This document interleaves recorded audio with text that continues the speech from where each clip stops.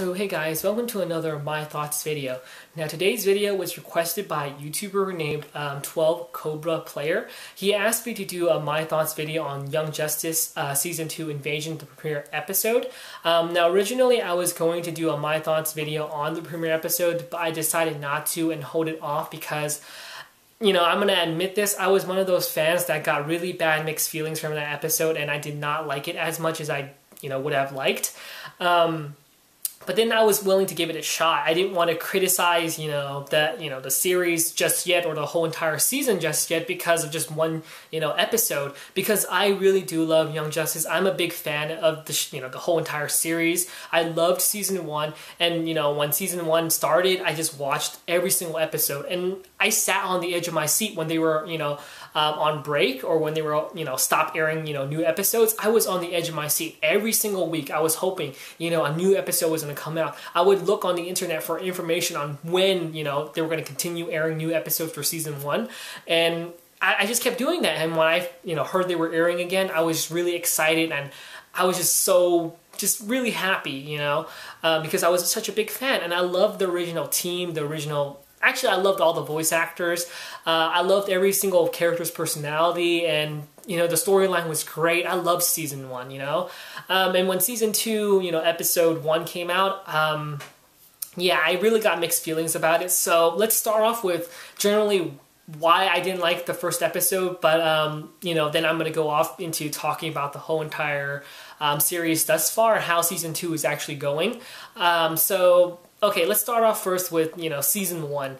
Season 1 ended with, the whole entire Young Justice team taking out the light, and, finally we see, all the fan ships set sail, like with, Artemis and Kid Flash finally getting together after they've been flirting for so long, and Megan and Superboy are already together, and we see, Robin and Zatanna get together. They all kiss at the end of the, season because they've been a team for a whole entire year, and they decided, I guess, to celebrate their victory and as a team to kiss, everybody they had feelings for. Even Cowder got a peck on the lips by Rocket, which was really, sweet, and it was a cute ending, and I loved it.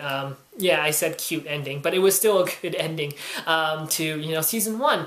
And it was really, all the characters, had their strong personalities, their good and bad sides, and it was really great. Roy Harper as, Red Arrow, and Robin. At first I didn't really like Jesse McCartney doing his voice, but then I decided, after a while it actually did rub off on me, so I did like his voice. And it was all amazing. Nolan North doing Superboy. Everybody was amazing. I love the original cast. Now what happened was, starting off with season 2, episode 1, we jump ahead 5 years later into the future. After the events of season 1 where, they figure out the Justice League, their memories are wiped out for like 16 hours. They don't remember what they were doing when they were being brain controlled by the light with the whole entire Starro nanotechnology. They don't remember what they were doing for 16 hours straight. So they were still, holding up on that case and trying to figure out what was going on for 5 years. And at first I was like, really? It's still taking you 5 years to figure out what happened? And I was like, that took really long, man. But yeah, and then what really, really upset me was they split off the original team, because if you guys all know about, team superhero episodes or team superhero shows, normally, you would always build up each and every single character throughout the whole entire season. Like, Teen Titans, you had one season devoted to Robin, one season devoted to Raven, and one season actually devoted to, like, was it Beast Boy and Terra, or just Terra in general, and another one devoted to, like, Cyborg, and half of the season was, dealing with creating, a bigger group of Teen Titans for, like, other continents, or like, Teen Titans East or Teen Titans West, or, something like that, And Justice League did the same thing, Justice League built each and every single character throughout the season, and then when Justice League Unlimited came, they added new characters because, every single character in the league was already developed, like Superman, Batman, Wonder Woman, Green Lantern. You knew who these characters are, and you knew their personalities already, so there's no more character development. You had to introduce new characters to make, make things more interesting, you know, and they wanted to end off in a bang, you know. So when I felt like Young Justice started off 5 years into the future and separating the whole entire original, you know, cast of heroes, because, you know, Dick Grayson isn't Robin anymore. He's actually Nightwing now. He's 18 years old and he's running off as Nightwing, which was a plus. I really did like that, you know, seeing, you know, Robin becoming Nightwing, and finally we actually get to see, you know, Tim Drake, of all people, you know, the one person they were actually originally supposed to go with, you know, being Robin in the first season of Young Justice, and Bart Allen, but they actually cut it off. They didn't want to do that. They just said, okay, we're going to scrap it. We're going to put Dick Grayson and Wally West in there. And now we get to see, you know, Tim Drake actually get some spotlight, because the only spotlight you've ever seen Tim Drake have was Batman the Animated Series. You see Dick Grayson in Teen Titans. You see Dick Grayson in Young Justice. You know, you see Dick Grayson in Batman the Animated Series. He's got so much spotlight, and I'm like, where the hell is Tim Drake? Where the hell is Tim Drake? Even Jason Todd. I would like to see Jason Todd as Red Hood. You know, at least Jason Todd as Red Hood, as a villain. But we don't see these people. And we've seen, you know, Damian Wayne actually make an appearance in Batman the Brave and the Bold, which is good. But you never get to see Tim Drake in any animated series besides Batman the Animated Series, you know? And that was a letdown. But, yeah, that was a plus also. But seeing them separate the original cast and bring in new characters was a really negative effect on me, because I still felt like the whole entire cast still needed more character development. Like, I did want to see Robin, you know, finally become the leader of, you know, the team. I wanted to see Megan and Superboy's relationship flourish, because at first, you know, when I first saw them together, you know, they were flirting, and I was, you know, on that ship. I wanted Superboy and, you know, Megan to come together and, you know, go out. But when they actually sort of, you know, got them together early on in, I think, episode 12 or 11, I felt like it was rushed, and I didn't like it at first. But then I realized by the end of the season, looking back on it, you know, Superboy and Megan grew as a couple throughout season 1, which was fantastic and awesome. You know, seeing Superboy accept Megan for a white Martian, especially that was the most important thing for Megan, right? Instead of the whole entire team accepting her, the most important one was Superboy.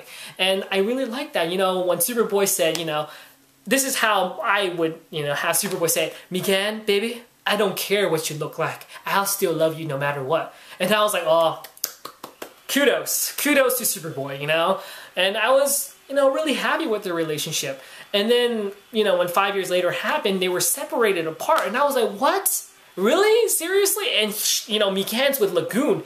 And I don't like Lagoon. Thus far, I do not like Lagoon whatsoever. I think Megan should get back with Superboy no matter what. I don't like Lagoon. I swear to God, I do not like him. But more on that later on.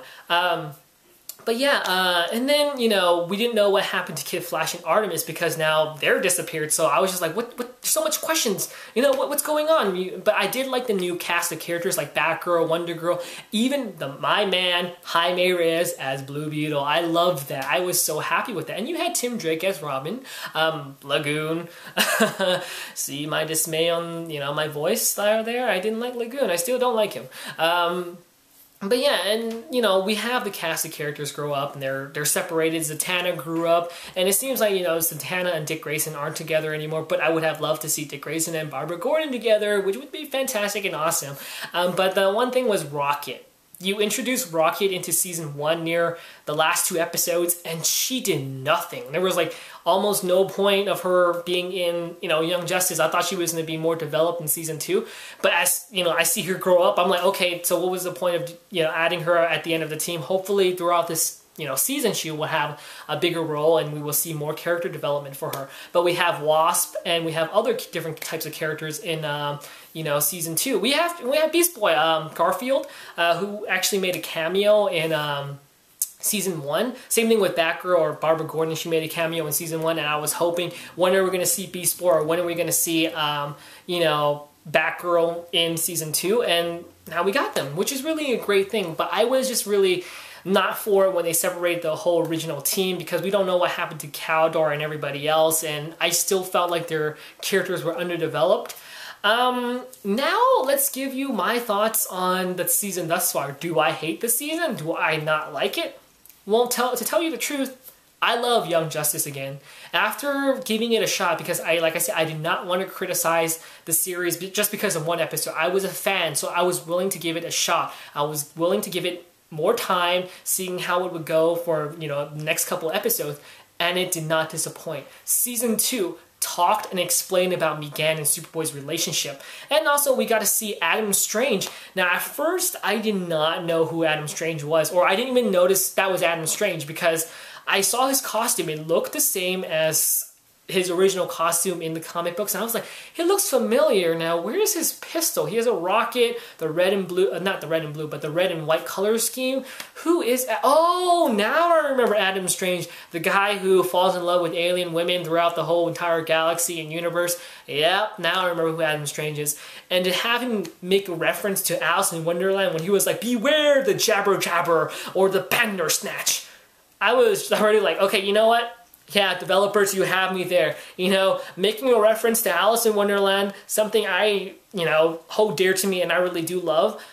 It's a plus right there. You just made me fall in love with the episode already because I'm playing Alice Madness Returns and I love that game. And it's a fucked up version of Alice in Wonderland, like when she's like really psychotic and she has a mental issue, not a mental issue, but she's psychologically confused and messed up, and her Wonderland is really messed up. Like, it's really messed up. If you have never heard of Alice Madness Return, play American McGee's Alice or look it up on YouTube. It's really, really messed up, but really, really interesting.